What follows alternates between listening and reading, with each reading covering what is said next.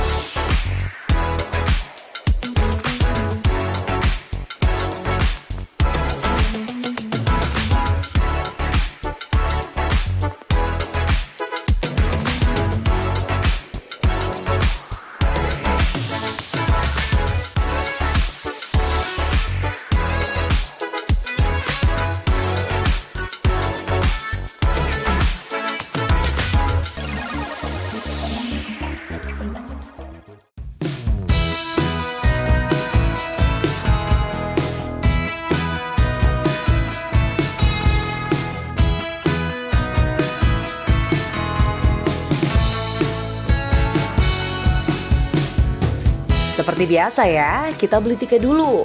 Tiket masuk ke Museum Batik itu murah banget loh. Nih, aku spill price listnya. Tiket masuk anak-anak cuma Rp2.000 per orang. Tiket masuk dewasa dirogoh Rp5.000 per orang. Dan untuk turis mancanegara seperti saya, enggak bercanda. Itu Rp10.000 per orang aja. Nah, kalau kalian mau nyobain membatik di sini dan membawa pulang hasilnya, kalian cukup merogoh kocek tambahan nih sebesar Rp20 hingga Rp65.000 disesuaikan dengan ukuran kain yang akan kita pilih. Tuh kan, murah? Oke, beli tiket udah, saatnya untuk explore Museum Batik. Let's go!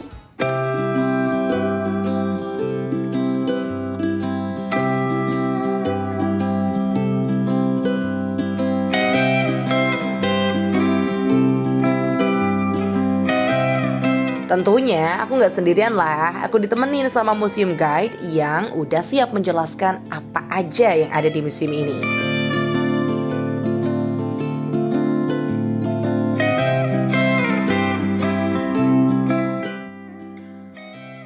Hai Sobat Healing, sekarang aku udah ada sama Mbak Ayu. Mbak Ayu ini adalah tour guide dari Museum Batik. Nah, kebetulan banget nih Mbak Ayu. Aku pengen minta banyak banget pengetahuan dari Mbak Ayu terkait apa aja sih yang ada di ruangan ini yang dipamerin. Nah, jadi di Museum Batik ini, di ruang pamer 1 ini kita ada temanya. Oh, yaitu gitu. Yang ini motif ini adalah Bangkitlah Batik Indonesia. Dia ada motif corona atau motif virus corona. Oke. Nah, di ruang pamer 1 ini Bangkitlah Batik Indonesia itu dengan arti bahwa pembatik yang ada pada masa sekarang, masa pandemi itu masih bisa bangkit, masih bisa berproduksi dan masih berjaya pada era-era sekarang. Apalagi kan pada era-era pandemi banyak yang hal-hal yang yang masih banyak ekonominya jadi lemah gitu kan. Pembatik itu masih tetap bisa berjaya. Oke. Nah, kemudian yang di ruang pamer 2 itu kita ada batik Nusantara. Oh gitu. Jadi di setiap daerah di seluruh Indonesia ada di ruang pamer 2. Nah, kemudian yang ada di ruang pamer 3 itu batik Pekalongan atau batik khusus Pekalongan semua ada di ruang pamer 3. Oke, Mbak, balik lagi ke sini. Ini tuh berarti yang buat siapa? Ini kita buat dari Museum Batik. Oh gitu. Ya, dari tahun ini dibuat ini ya batik tulis ini dibuat dari tahun 2020. Jadi pas coronanya banget itu ya. Ini berarti pas museum ini tutup kah apa gimana? Ya, pada saat pandemi kan kita masih ada buka beberapa hari. Oh, gitu. Nah, kemudian setelah anjuran apa dari pemerintah itu, kemudian kita tutup. Kita mengikuti peraturan yang ada di Indonesia. Oke. Dari tadi tuh saya nggak ngeh ada motif corona ya. Jadi saya tuh fokus ke orang-orang yang lagi batiknya itu pemirsa. Tapi ternyata ada motif yang sangat memorable banget buat kita untuk apalagi waktu 2020 ternyata itu corona ya. Wah, keren banget motif sih. itu nggak boleh diproduksi massal Oh, gitu. Memang arti dari corona Oh, itu kan nggak bagus atau iya sih bener-bener ya, karena batik itu juga membawa filosofi yang banyak gitu ya. Oke, selain ini yang unik yang harus kita ketahui apa Mbak Ayu? nanti langsung saja. Oke. Nah, di sini kita ada motif Jamprang. Oh gitu, oh ya ini masterpiece-nya Pekalongan ya? Ini ada motif khasnya Pekalongan, ini ada motif Jamprang dari daerah asal Pekalongan, kemudian bentuk kainnya ini dengan bentuk kain panjang, kemudian ada ukurannya juga, dan juga ada penyumbangnya. Nah, kalau motif Jamprang itu dulunya ada seorang cerdas sedikit ya, ada seorang pedagang India yang membawa kain patola atau kain tenun ikat double. Nah, kemudian muncullah motif-motif Jamprang ini. Oh gitu. Mbak Ayu, kok saya tuh pernah lihat ya, kayak beda gitu loh Mbak Ayu, nggak ada kayak gininya, tapi kayak bulat itu, apakah memang jelamprang itu banyak modelnya juga apa gimana? Kalau jelamprang itu sendiri itu dari arti geometri atau lingkaran kecil, persegi dan persegi panjang. Nah, kalau jelamprang motifnya itu ada beberapa macam jelamprang. Oh gitu. Seperti ini ada motif jelamprang. Ada juga yang di sebelah sini juga ada motif jelamprang sekar. Oh. Ini ada jelamprang sekar, juga ada macam-macam aneka jelamprang juga nanti di ruang pamer 3. Nah, ini ada beberapa. Ini juga termasuk ada seperti lingkaran kecil di dalamnya, ada persegi dan persegi panjang. Oke, jelamprang sendiri berarti basicnya batik cap ya? Bukan batik tulis. Batik tulis. Padahal geometri seperti ini ya. Kalau dipikir-pikir tingkat kesulitannya lebih sulit yang mana? Batik geometri dengan tulis atau floral tulis? Floral tulis yang. Floral tulis tetap ya. Nah, kemudian juga ada batik. Ngambil usianya juga sama dengan batik selatan, juga ada motif buketan. Ini motif buket ini dulu penemunya itu ada seorang perempuan wanita Belanda yang berada di Pekalongan. Oh gitu. Dia namanya Eliza van Zelen. Oke, Eliza van Kemudian Zelen. kain motif ini dulu sering terkenal dengan encim atau sering dipakai sama orang wanita Belanda. Oh gitu. Jadi penemu motifnya itu Eliza van Zelen. van Zuela. Jadi orang bule ya, Belanda. Yang berada di Pekalongan, yang stay di Pekalongan. Nah, kemudian kain ini dia kain sarung. Oke. Ini jangan-jangan yang udah pernah dipakai Eliza juga. Karena juga kayaknya udah sangat tua ya, ada yang bolong-bolong juga. Saya juga sudah tahun 19. Oh iya, 1950-an. Oke. Ini ada juga ada buketan juga. Nah, kalau buket-buket ini juga dia beliau itu isinya juga dari sekitar alam juga, alam juga. Buket itu kan satu ikat bunga itu kan menggambarkan juga kebahagiaan dan happy. Oh gitu. Dan motif-motif ini juga sering dipakai sama kita cewek-cewek. Oh iya sih ya, lebih feminim gitu ya. Kalau jelamprang emang lebih maskulin apa gimana? Lebih untuk perempuan dan laki-laki masuk. Oh jadi unisex ya, oke. Oke, setelah itu apakah ada lagi yang perlu kita kulik banyak ya? Di panggung ini ada leburan batik pedalaman dan pemikiran. Oh gitu. Memang ini beliau itu idenya dari Soekarno, presiden kita yang pertama. Jadi batik ini di dalam satu kain ini ada unsur batik pedalaman dan sisirannya. Jadi nggak boleh kalau kata beliau itu batik itu nggak boleh dipisah-pisah, nggak boleh gitu ya? aja, nggak boleh bersisirannya, tapi dijadikan satu. Oke, jadi emang satuan ya. Nah, ini juga usianya juga lama-lama. Oke. Kalau saya nggak salah ini namanya babon angker bukan ya? Itu semen romo. Semen romo bedanya apa kayaknya mirip ya? Ada ayam-ayamnya gitu? Kalau ada motif ayam juga ada di sebelah situ nanti. Oh gitu, tapi bukan babon angkrem gitu. Oke. Dan juga di sana. Oke. Nah itu tadi pemirsa bincang-bincang kita sama Mbak Ayu, ada hal yang unik banget memang yang menarik perhatian kita, yang batik corona tadi ya Mbak ya. Terus juga ada masterpiece-nya Pekalongan batik jelamprang. Nah next kita bakalan lanjut lagi di ruang workshop ataupun nanti kita juga bisa luar pamer. Ya. Kita juga kebetulan ada anak-anak yang lagi batik ya. Ini kita sedang ada anak pelajar dari SDN Playground 1. Itu dari kelas 6, A, B, dan C. Oke, nanti kita bakalan belajar ngebatik bareng dan stay tune di Healing Batik TV. Yuk Mbak Ayu.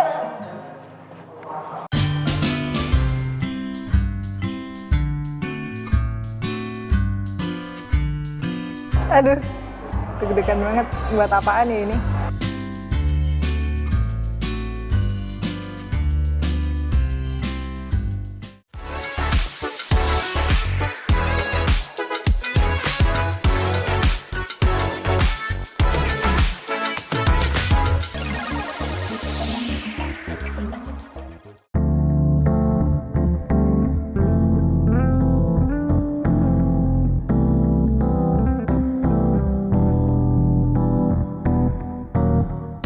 Karena udah puas lihat-lihat di ruang pamer satu, yuk kita pindah.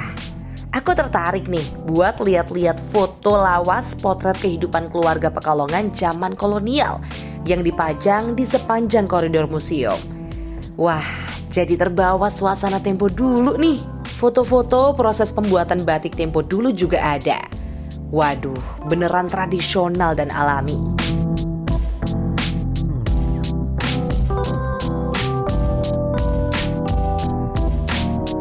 Pas jalan-jalan sepanjang koridor, aku lihat banyak anak-anak sekolah yang lagi berkunjung. Kira-kira mereka lagi apa ya? Nah, kebetulan banget, ada ibu guru yang lagi mendampingi murid-muridnya. Gimana kalau kita tanya-tanya sama mereka? Yuk! Ibu namanya siapa? Saya Laili Sofiati. Saya Bu Irda Multahada Guru dari sekolah mana, Bu? dari SD Negeri Klego 1 Pekalongan. Di sini ada kegiatan apa? Di sini anak-anak kelas 6 ini sedang mengikuti ujian praktek batik. Sekaligus refreshing, juga mengenalkan batik-batik yang ada di Pekalongan. Jadi selain ujian praktek juga refreshing gitu Bu. Nah, menurut Ibu penting nggak sih anak-anak ini diajak untuk refreshing tapi sekaligus belajar? Menurut kami ini sangat penting karena selama ini anak-anak masih meraba-raba seperti apa sih motif-motif batik yang ada di Pekalongan. Terus capaian apa yang Ibu pengenin ketika anak-anak praktek di sini? Anak-anak bisa mengenal motif-motif yang ada di motif-motif batik yang ada di Pekalongan. Juga anak-anak akan merasa mencintai batik di Pekalongan. Kalau Ibu lihat anak-anak pada antusias atau enggak? Menurut kami anak-anak sangat antusias ketika mereka mendengar akan ke Museum Batik pun mereka antusias sekali. Ini berarti ada berapa episode? Sejumlah 75 anak. Iya. Kelasnya paralel 6A, 6B, 6C. Itu sejumlah 75 anak.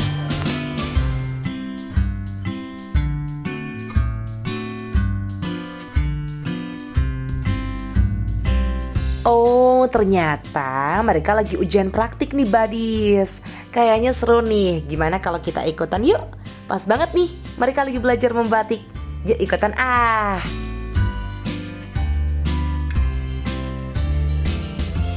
Nah, sekarang saya udah pegang kain mori, bahannya katun. Terus nanti ini bakalan aku batik sama adik-adik dari SD Klego 1. Kalian udah pada pegang kainnya? Apakah itu ya? Oh, berarti itu nanti barengan gitu ya? Oh gitu, oke. Nah ini cantingnya lagi disiapin, dipanasin biar nggak ada malam yang menyumbat itunya Mbak ya. Oke. Nah, ini saya pakai yang mana? Nah ini aja.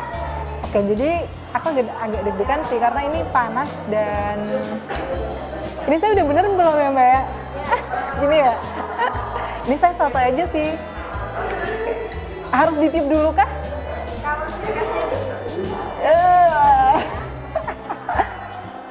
Oh gitu, oke.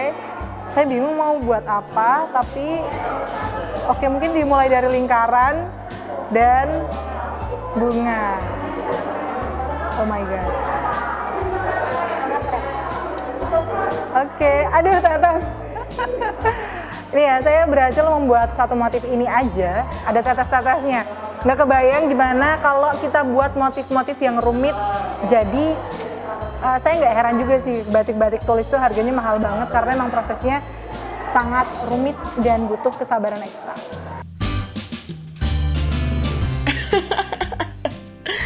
Ternyata nggak semudah itu ya mengoperasikan canting yang isinya malam atau lilin yang panas di selembar kain tipis. Ada perasaan takut-takut gimana gitu, karena kalau nggak hati-hati, tangan bisa kena lelehan lilin.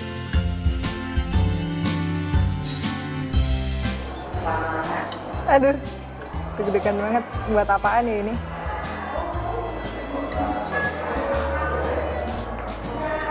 Ini berarti pakainya malam putih ya Mbak? Untuk batik tulis. Oh gitu.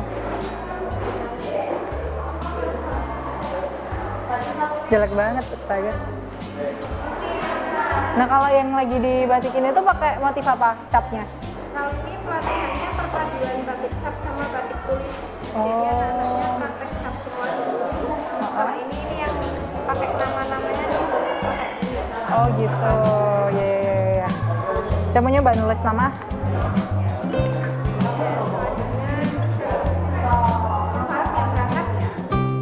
Oke, sembari nerusin membatik, aku spill dikit ya soal sejarah Museum Batik Kebanggaan Kota Pekalongan ini. Nah, dilansir dari tourism.pekalongankota.go.id, museum yang didirikan pada 12 Juli 2006 dan diresmikan oleh Presiden ke-6 Republik Indonesia, Bapak Susilo Bambang Yudhoyono ini dulunya adalah kantor administrasi pabrik gula yang didirikan oleh pemerintah kolonial Belanda pada tahun 1906 Masehi. Museum Batik Pekalongan juga memiliki kontribusi penting loh dalam memperjuangkan batik sebagai warisan budaya tak benda asli Indonesia oleh UNESCO pada 2 Oktober 2009 melalui sidang khusus UNESCO di Doha, Qatar. Nah, makanya kita selalu memperingati Hari Batik Nasional pada 2 Oktober. Selain itu, museum ini juga berhasil meraih penghargaan Best Practice untuk pelestarian budaya batik. Wah, keren ya!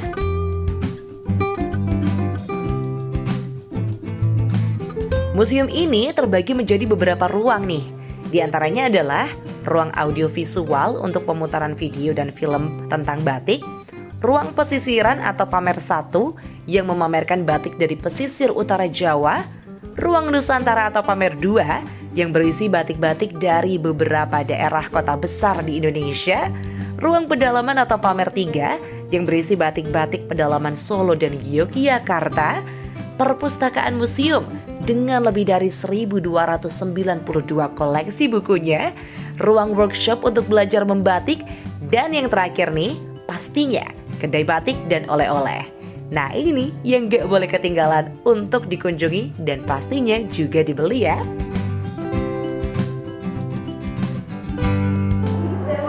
Nih saya udah buat motifnya. Jelek sih ya, tapi ya udahlah nggak apa-apa buat kenang-kenangan. Di sini aku nulis namaku Farah Farhat. Terus di sebelah sini saya tulis Healing Batik TV. Nah ternyata walaupun kita pakai kain terus tapi tetap tembus gitu loh di tangan gitu. Jadi tapi nggak panas sih, cuman hangat aja. Jadi aman sih. Oke, terus kalau udah kayak gini biasanya diapain Mbak? Oh gitu. So setelah ini kita bakalan ngasih warna ini. Jadi mungkin aku akan kasih warna-warni biar keren. Dan habis itu direbus itu apa Mbak prosesnya? Dilorot ya. Jadi biar menghilangkan batik-batik ini. Jadi jangan kemana-mana. Stay tune di Healing Batik TV. Jadi ini kita cuci kayak gini. Dan udah jadi. Simple ya.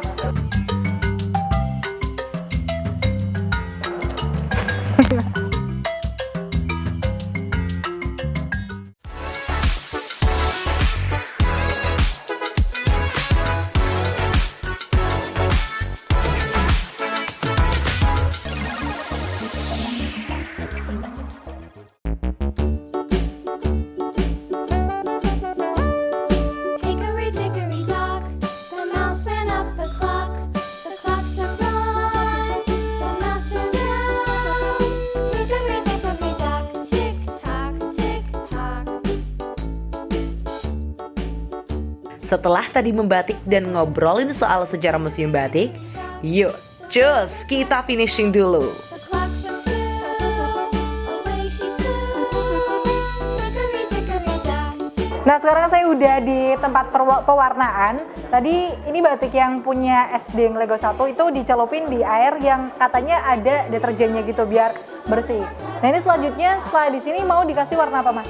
Kita mau kasih warna merah. Warna merah. Kalau kita pakainya pewarna naptol. Naptol. Jadi naptol itu ini ada satu bak ini untuk pewarnanya, nanti yang bak kedua itu untuk garam diasionya untuk Oke. mengembangkan warna. Oh gitu. Ya, jadi kalau nyeluruh warna ke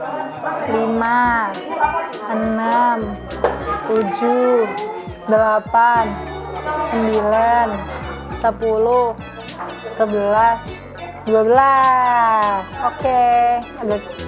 Terus kita tirisin lagi. Kita tirisin lagi ya.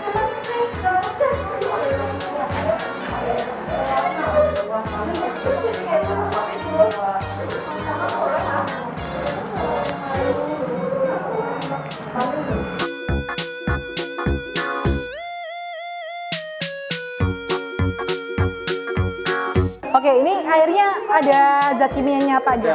Ada soda as atau soda abu. Oh, sama? Ya, itu cuma air mendidih, kita kasih soda as atau soda abu. Oh gitu, Biar oke. airnya lebih cepat. Meleleh gitu ya? Oke, kita masukin nih pemirsa. Oke.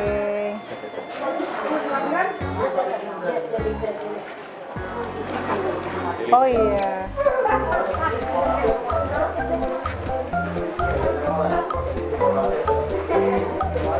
Oke. Terus dicuci. Cucinya pakai air biasa aja apa gimana?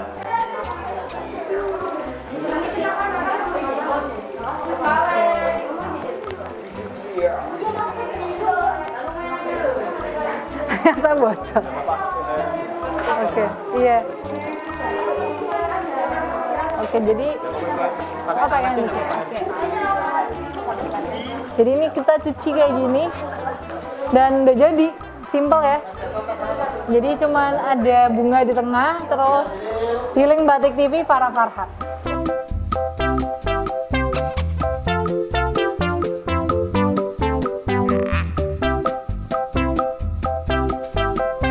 Nah, sembari menunggu batiknya kering dijemur, yuk temenin aku lihat-lihat koleksi di gerai batik yang ada di dalam museum batik ini.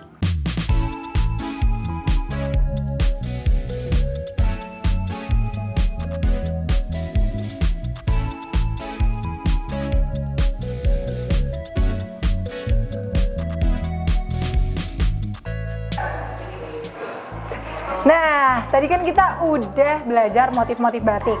Terus juga udah belajar ngebatik juga. Dan sambil menunggu batik saya kering, gak abdol rasanya kalau kita nggak lihat-lihat batik yang udah jadi, yang udah siap dipasarin. Yuk. Nah, di sini ada berbagai macam model batik. Ada yang daster buat di rumah, home dress. Ada yang buat acara-acara formal dan ada juga buat yang acara-acara pesta kayak kebaya-kebaya gitu. So, let's see.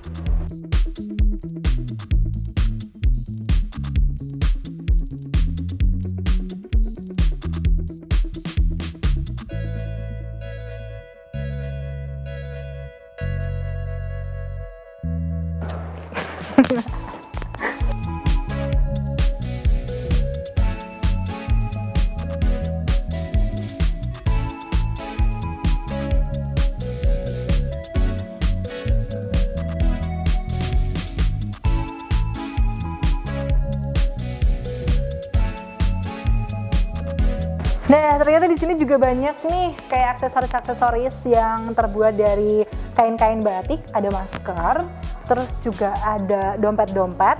Ini bisa kita lihat di sini. Lucu-lucu ya. Ini nih, ada dompet dan harganya murah banget, 20.000 aja. Unik banget. Terus masker. Nah, di sini juga ada berbagai macam pouch buat cewek-cewek yang butuh pouch make up. Nah, ini nih bisa. Oh, ini juga ada wadah spray hand sanitizer juga yang dibikin rajutan gini. Lucu-lucu ya. Oke, next kita ke sana.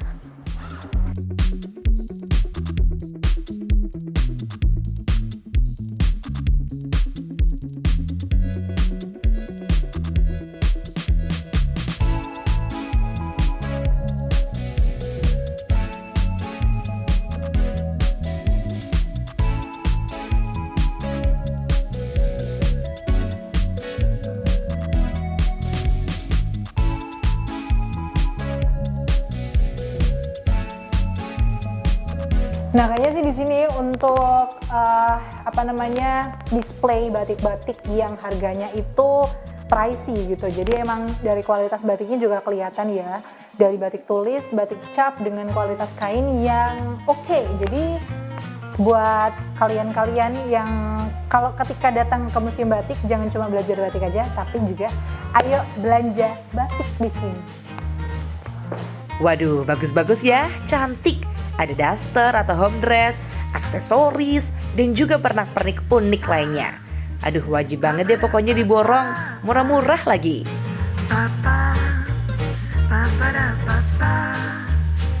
Tuh kan, emang bener deh, healing is not just about traveling, tapi bisa juga dengan berkunjung ke museum dan belajar budaya. Jadi, tunggu apa lagi? Yuk, weekend mampir ke museum batik, ajak teman atau keluarga kamu buat healing ke sini. See ya!